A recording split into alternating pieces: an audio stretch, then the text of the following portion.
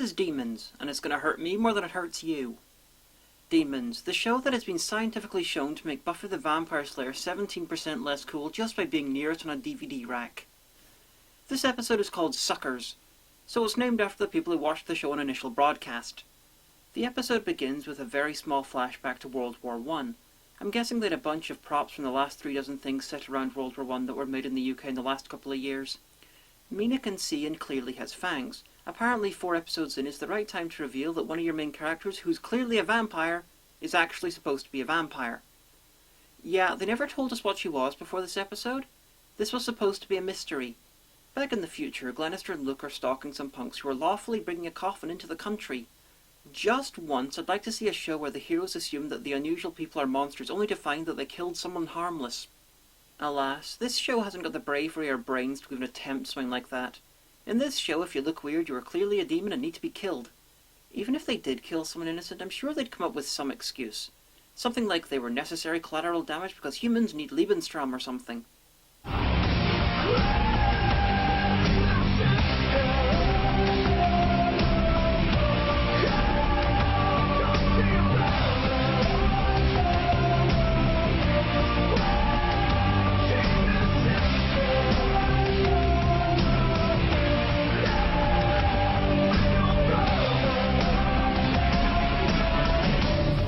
Before they get stopped by some damn dirty children crossing the street, Glenister explains the guys they're following are servants of a vampire. And to learn about fighting vampires, he's got to do some reading. Dracula, the original and the best. Because reading a 100-year-old fiction book apparently inspired by real events is the best way to learn about something that's going to try and kill you. Especially when the reality as portrayed by the show diverges so much from the fucking book. You might as well prepare for hunting an escaped tiger by reading Rudyard Kipling's The Jungle Book. The servants unload the coffins. Inside are Quincy Harker and some woman who wasn't told that the 20s ended a little while ago. Quincy's the son of Mina Harker, and that might be a spoiler, but it's not like the episode's hiding it, so I don't care. Their coffins are extremely small and tight. Surely a couple of vampires with their own minions would be able to afford coffins that would let them breathe a little. Okay, ill-chosen words, but I'm not even convinced this guy can lie down in his. Speeching about how Luke's not ready to fight Quincy. Speeching about how they've never faced anything like him before. What else? Oh yeah, speeching about how Quincy's actually a Type 12 monster. You've never been up against a Type 12, and right now, you're in no fit state to win. I thought Thrick was a Type 12. Ruby, nobody likes a smart ass. Even the screenwriter knows Glenister's full of shit. Mina's being cagey and refusing to help out with killing Quincy. They haven't actually revealed why she doesn't want to kill her son, but it's pretty fucking obvious. It's even more obvious if you've read Dracula, because Mina has a son called Quincy in that. Meanwhile, what terrible machinations are the vampires up to? Why, operating a blood bank and taking blood from people without causing them any harm. The bastards. So for scores, the heroes are planning on killing the villains, and the villains are committing some sort of fraud. I'm seriously beginning to think the title of the show could be describing the so-called heroes. Glenister and Luke have upgraded from stalking the punks to stalking Mina, because they're now revealing she's a vampire. I don't understand. I thought it was us and them. It is. She is one of us. But if she starts behaving differently, we grade her and smite her. This is one of the many problems with this show. They have the same people being judge, jury, and executioner, and it's these 2 idiots. The second they get nervous about Mina, they feel they can just kill her. Of course, on the other hand, she has joined the mindless race supremacists on their crusade against her own people. And it never ends well for Kislings. Mina tells Quincy's wife Drusilla, and yes, I am kidding about that they should both leave. And Drusilla gets her pet mohawk, Zippy, to show her out. If their other minions aren't called George and Bungle, then I promise I'm going to be nasty to this episode. More so. So the potential for drama about Mina and Quincy is over in literally minutes, because in between Glenister asking questions he already knows the answers to, and Mina apologising for an off-screen noodle incident, they agree that Quincy needs to be killed. Glad that's over with 3/4 of the episode to go.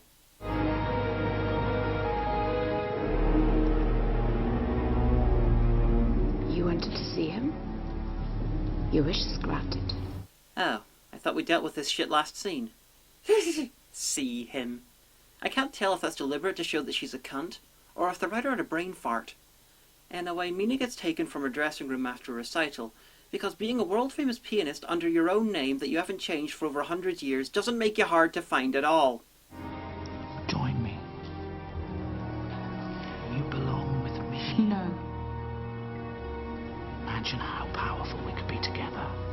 Together we can rule the universe as mother and son. In between lots of kinky incest sex. So, years ago, Mina deliberately infected Quincy with her own vampirism when he was dying, and he's now evil. Anyway, across London, Philip Glenister is attempting a new form of teaching, giving a lecture while his student is blindfolded and assaulted. This might actually be one of the worst ideas in the history of anything. Most people think vampires come from Transylvania. Most people are idiots. Vlad the Impaler came from Wallachia. I know he wasn't a vampire, I'm just showing off. The only thing that'll help against the type 12 are quick reactions. Will you be talking at him during the actual battle too? Because otherwise, shut the fuck up! Jeez, even chess boxing doesn't literally make you box and play chess at the same fucking time. So now we get something new-ish. Apparently they feel they need to tell us how to kill a vampire because a stake through the heart won't do it. Even though, and I'll let a far better vampire-related TV thing say it for me. Stake through the heart? Well, I don't know anyone that wouldn't kill. I could forgive them if they said a stake would incapacitate a vampire for beheading, as happens quite a lot in the stories too, but no. Stakes do exactly shit to a vampire. Do you ever think about shooting vampires with your laser guns? It worked on Thrip back in episode 1 and he's a vampire. I mean, look at him. He's a vampire with a bizarre bird fetish. Now, I realise that my evidence that Thrip was a vampire is a little lacking. It's pretty much limited to him being a preening supernatural twat with fangs, but I'm sticking with it. He was a vampire, and this show can't remember what it did a few episodes ago. So, no, to kill a vampire, you need to get another vampire. Because only a vampire can kill another vampire. Thus making it painfully fucking obvious what exactly is going to happen later on. I mean, I suppose Quincy's girlfriend could go insane with jealousy over him wanting to fuck his mother, but somehow I doubt it. Of course, only seconds after saying that only vampires can kill vampires, thus making this a bizarro version of Abraham Lincoln Vampire Hunter, Glenister says this, which is actually even stupider. Only vampires can kill vampires. If you want to kill a vampire, first you gotta bring it back to life. Right. We need a sample of Quincy's DNA. Okay, so we all get this. Only a vampire can kill a vampire, but a human can kill a vampire if they bring him back to life. Maybe I'm the idiot, but I'm guessing you bring them back to life after the other vampire kills the vampire. And all of this requires DNA. This is officially the point where even Magwild would throw herself out of a window to escape the reality-warping stupidity on display. So they stake out Quincy's place, and they do such a good job at laying low that Ruby just walks up to them and starts a conversation. Which I'll be skipping. You are completely hopeless, you know that. Yes, as in I'm completely without hope. Because I'm watching Demons! And yes, I realise you weren't talking to me. Glenister saw Quincy leave and so breaks into his house, forgetting that he has minions and a wife. That is the very least you deserved, you ridiculously accented genocidal popinjay. Luke goes after him and rescues Glenister, but that might be because Quincy's wife talked to him during the fight. Ruby follows Quincy to a bar where, like the evil spawn of Mina that he is, he buys her a drink and talks about how vampires have bad PR. The Fiend. And you just can't afford to get a bad press these days. I think that might be something to do with the fact that you kill people. You kill to eat. Oh, yeah. No different. I eat chicken. Do you like it? Love it? Same for me. Chickens don't have feelings. Now, are you sure about that? They're not intelligent. Neither are most humans. Ruby, you are a fucking moron. You're walking into the same logical trap time after time. Just point out that you wouldn't begrudge chickens fighting back if they were capable of it and move on to the next scene. Or even better, point out that he's capable of surviving on blood taken from people who won't die from it. Like we saw earlier. It's not like chickens can regrow meat with time.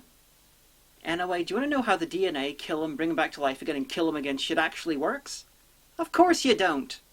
Get his dead DNA, shoot it with electricity to make it alive, and then shoot him with his own living DNA, which turns the rest of his DNA into living DNA and turns him into his natural age, which is 125, and kills him because of the shock.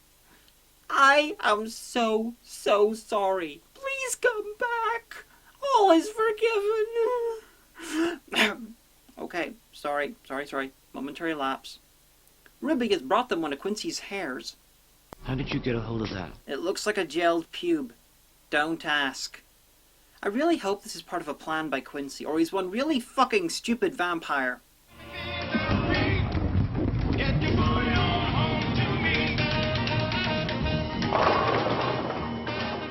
Even Dominika's better than you. Por el camino del desierto, el viento me despeina, suave aroma de colita, nomada de la vi. Ella de lo lejos, una luz entera, la idea de Mecan, te vi por en la noche, ella estaba a la entrada y la campana no sonar, y me dijo... So he kills a waitress in the cafe in a bowling alley. Apparently bowling with someone's head isn't a chuck-outable offence. I would have thought that was at least a masquerade breach, but what the fuck do I know? I know how to deal with regret for my TV watching habits. So Mina offers to join Quincy in an obvious ploy, and Ruby reads through Dracula to try and figure out who the hell Quincy is. Now, I understand her having a hard time finding Quincy Harker in the book because he's an extremely tiny part. But in the episode, they only call him Quincy. And one of the main characters in the book is also called fucking Quincy. The natural thing is to assume it's him. Yeah, that Quincy was an American, but one thing this show likes to ram home is that Dracula is not very accurate to the so-called real events. I mean, their way of fucking killing them has nothing to do with the book. And their powers are almost as fucking different. The whole use of the book is nothing but a transparent attempt to keep the audience in the dark about who Quincy is, for literally no reason in story. Also, to back up why she should assume he's Quincy Morris, Quincy Harker sounds more American than Philip Glenister, completely by accident. Anyway, Quincy faces down against the amazing and competent ones. I've kicked Galvin's ass before. We may have got away last time, Quincy, but this time we got a new weapon. New blood. Terrifying. Your DNA. It should be. Great, tell the guy who has no reason to think your weapons could kill him, but your secret weapon that can kill him. And then Mina stops Luke from killing him. The Watchers Council wouldn't only have fired these idiots years ago, they would have assassinated them so they wouldn't fuck things up for other, better demon hunters. Fortunately, Ruby has locked herself inside a car.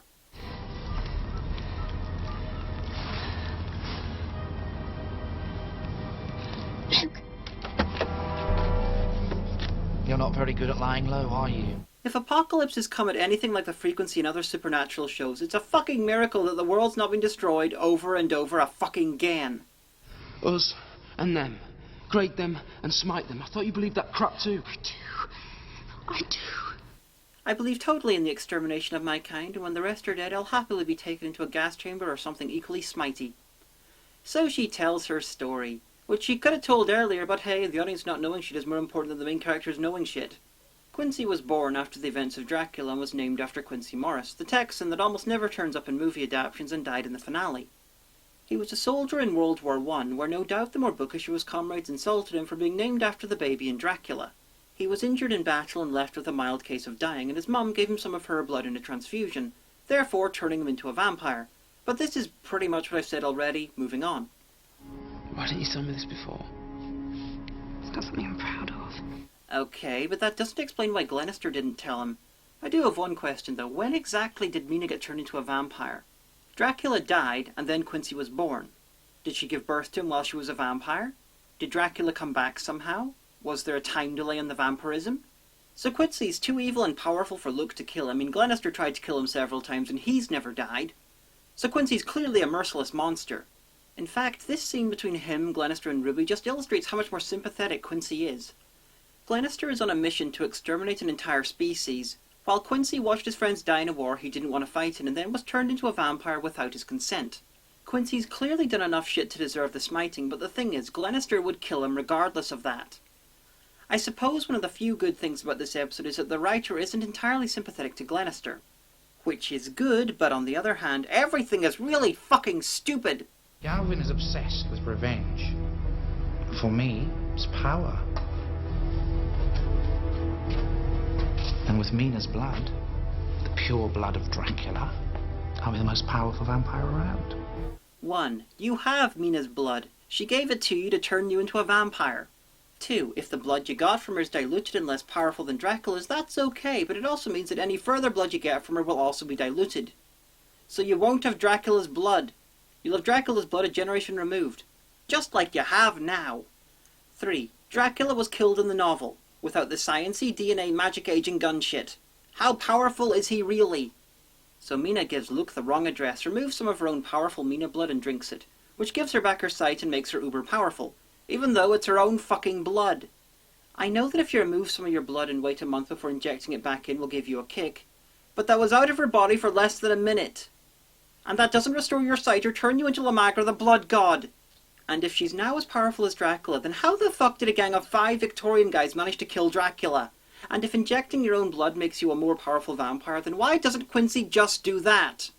Anyway, Luke uses Van Helsing's psychic powers to find them and shoot Quincy with the make-human magic drug that weirdly doesn't remove his fangs even though he was made human, but does grow his hair but not his beard. Biology is weird.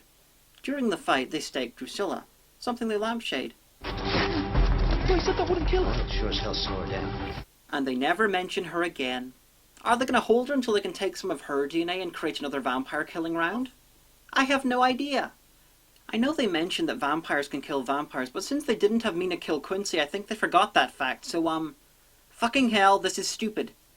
Anyway, things are back to normal. Even though Mina could just take some of her blood and become all powerful and useful and shit, she goes back to being normal. Now, they indicate that her vampire powers are removed because she cleans her blood to make it human. Okay, that explains why she was knocked out last episode, but it doesn't explain why the fuck she doesn't age. Or how cleaning the blood gives her psychic powers that no other vampire has.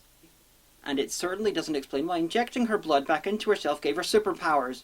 It was the same cleaned blood that she was shooting up.